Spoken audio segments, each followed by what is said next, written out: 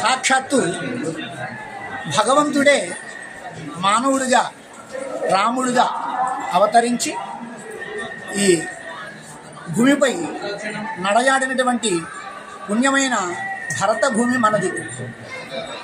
అలాంటి శ్రీరాముడికి ఎన్నో సంవత్సరాలుగా సుమారు 495 సంవత్సరాలు, ప్రమాణం 500 సంవత్సరాలుగా రాముడికి గుడి లేదు. ఒక కుటీరంలోనే రాముడు, సీత, లక్ష్మణుడు, ఆంజనేయ స్వామి కూడా అక్కడ ఉండడం జరిగింది.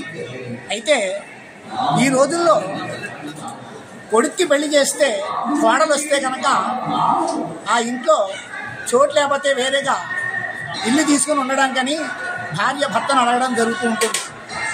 అదేవిధంగా మన జానకమ్మ శ్రీరాముణ్ణి అడిగితే నువ్వేమీ తొందరపడుకు, 5 సంవత్సరాల్లో మోడీ వస్తారు, మనకి కోరినటువంటి ఆలయాన్ని నిర్మిస్తారని చిలోక్తిగా అనుకునే మాటలే ఈరోజు నిజమయ్యాయి.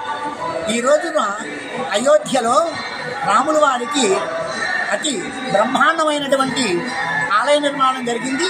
అందులో రామ ప్రతిష్ఠ జరుగుతోంది. ఈరోజు గ్రామంలోనూ కూడా దీన్ని పురస్కరించుకుని వాడవాడలా ప్రతి గ్రామంలోనూ రామాలయం దగ్గర ఎంతో ఉత్సవాలు, సంబరాలు జరుపుకుంటున్నారు.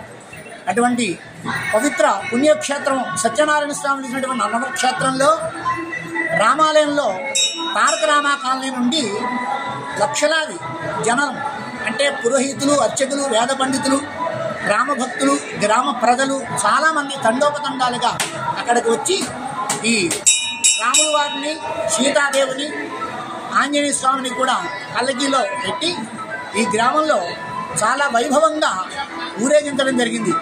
తారక రామ కాలనీలో రామాలయం దగ్గర ప్రారంభించినటువంటి ఈ ఊరేగింపు సేవ అనే కార్యక్రమం ముందుగా సాక్షి గణపతి ఆలయం దగ్గరికి వచ్చి అక్కడ నీరాజనాలు అందుకుని ప్రక్కనే ఉన్నటువంటి అగ్రహారం దగ్గర సుబ్రహ్మణ్యేశ్వర స్వామి వారి ఆలయంలో కూడా నీరాజనాలు అందుకుని తర్వాత ఈ గ్రామంలో ఉన్నటువంటి వల్లంపేటలో ఉన్నటువంటి రామాలయం, అలాగే కొరకొర క్షత్రియులైనటువంటి పెరికీలు ఉన్నటువంటి రామాలయం అందు, అలాగా వాసవి కన్యకా పరమేశ్వరి ఆలయంలోను, అలాగే గ్రామదేవత అయినటువంటి మరిడమ్మ అమ్మవారి దగ్గర, నేరెళ్ళమ్మవారు ఆలయం దగ్గర, ఇలాగా సాయిబాబా గుడి దగ్గర ఎన్నో నీరాజన మంత్రాలు అందుకుని భక్తుల అందరి సందోహాల నడుమ ఆ పల్లకీ సేవ చాలా అత్యంత వైభవంగా జరిగింది.